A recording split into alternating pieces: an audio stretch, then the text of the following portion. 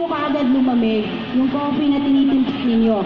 So, lagyan nyo na ng konting water and then i-disperse nyo lang po, saka kayo ulit gumawa ng coffee. Para mainit din po yung mug na ginagamit natin. So, kanina po yung ginamit natin is manual way of grinding ng coffee beans. This time naman po, ito syempre, kapag meron naman po kayong budget na, pwede na po kayong makabili ng ganitong klaseng grinder, electric, mas papadaliin po nila syempre yung buhay nyo kasi isa-set nyo lang into course and then ito turn on nyo lang, mag-grind na po siya. Hindi nyo na kailangan mag-barista dance. Yan, so yun po yung ginawa niya, nilagyan niya ng hot water and then dispose na po. Saka pa lang natin ilalagay yung freshly grind po na beans. From whole beans, ilalagay po natin siya dito. So, kunin natin to, sir, ha?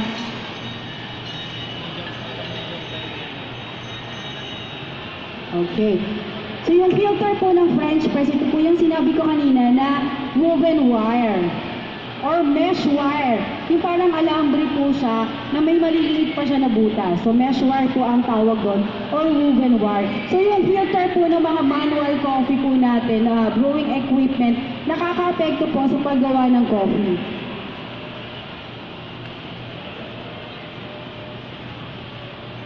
So, disperse na. Ayan, so rinse, disperse, and then ilalagay na po natin yung coffee na gin-grind po natin, that is the coarse. So, yeah.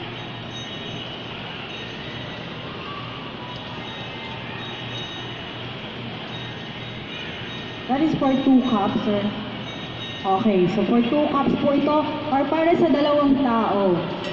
Ayan. So mostly ito po yung pagka mga na gusto nyo na mas kakaiba yung coffee ninyo, part po ng specialty coffee natin ito.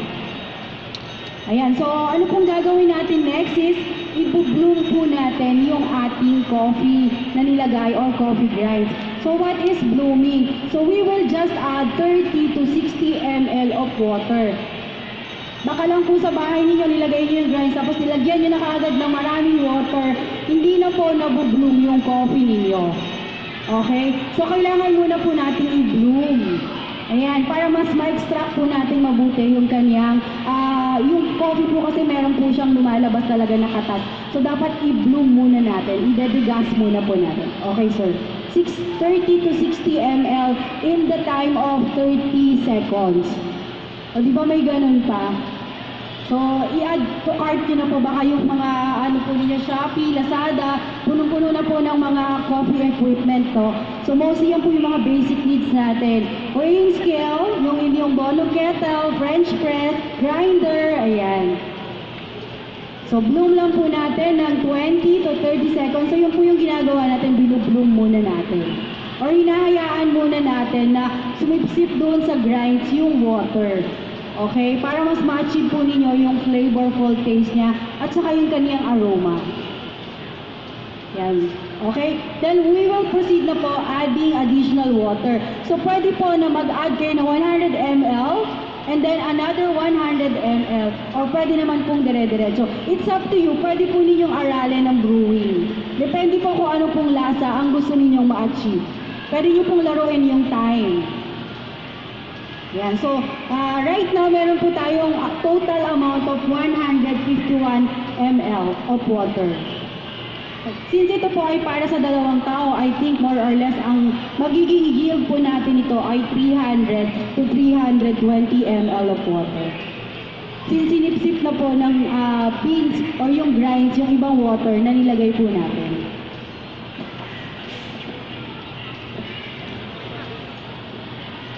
Okay, so what we have right now, 250 ml po na tayo in the minute of 1 minute of 25 seconds. Maximum time po natin ng pag-brew ng French press ay 4 minutes.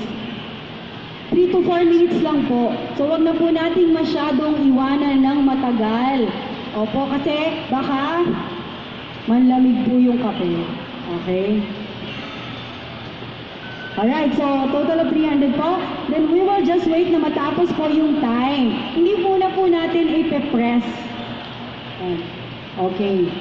So, hayaan lang po natin siya na matapos yung kanyang 3 to 4 minutes. Okay, at least may idea po kayo sa bahay na hindi pala pag nilagay mo yung beans, nilagay mo yung water, ipe-press na po kaagad.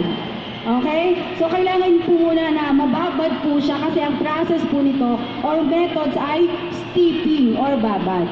Yan. Yan po yung methods niya ng paggawa ng coffee.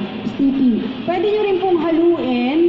Yan, siguro mga 10 stirring lang po para hindi masyadong halong-halo, no? Mga 10 halo lang po, pwede po yon para mag-immerse po yung grinds doon sa water. Okay? So, we will just wait. Meron na lang po tayong 1 minute and 30 seconds para matapos. And then, we can enjoy the coffee using French press. So, meron po bang mag-volunteer ulit para uminom ng coffee using the French press? Okay, ayan, so meron ako mga familiar faces po na nakikita na nag-attend last week lang pala, parang tagal na kasi. Last week na nag-attend po ulit today. So yan, so meron lang po tayong 3 minutes, so ginawa po natin, and then ipe-press down na po natin siya. Pero ang pag-press po, dahan-dahan lang, no? Hindi po yung, yan, hindi po ganun kabilis. So dahan-dahan lang po natin siya ipe-press.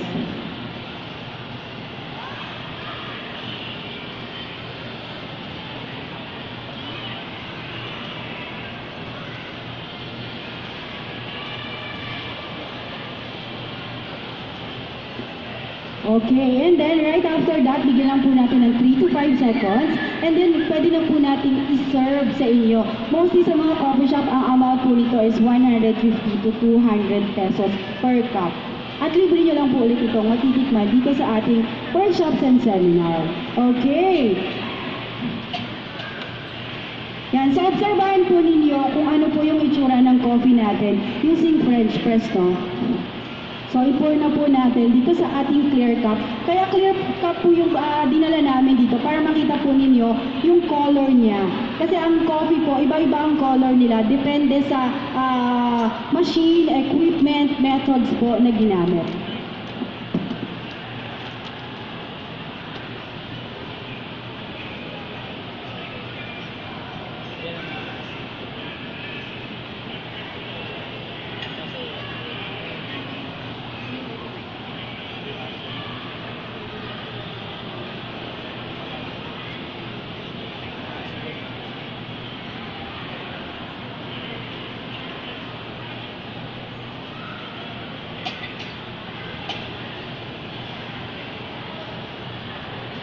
Okay, so let's check the coffee po.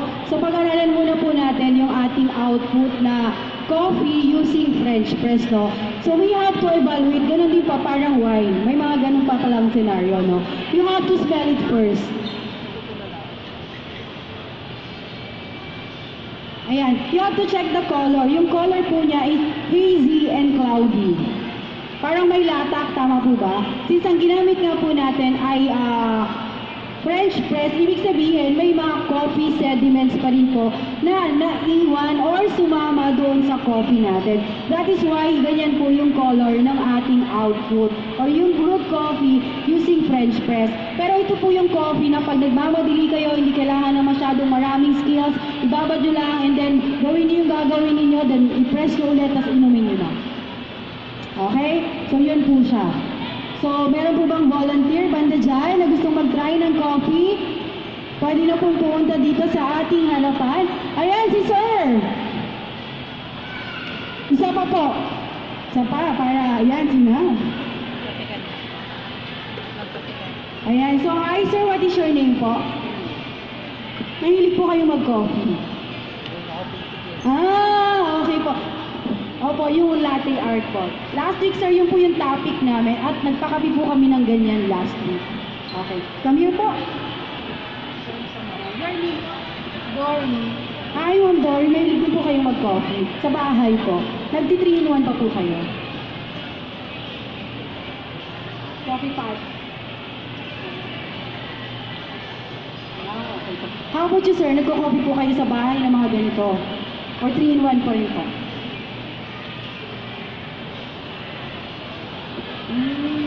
Okay, so tatry po natin sila.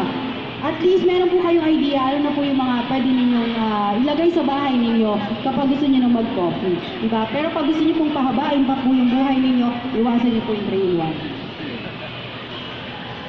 Ayan, sige po. Ayan, harap naman po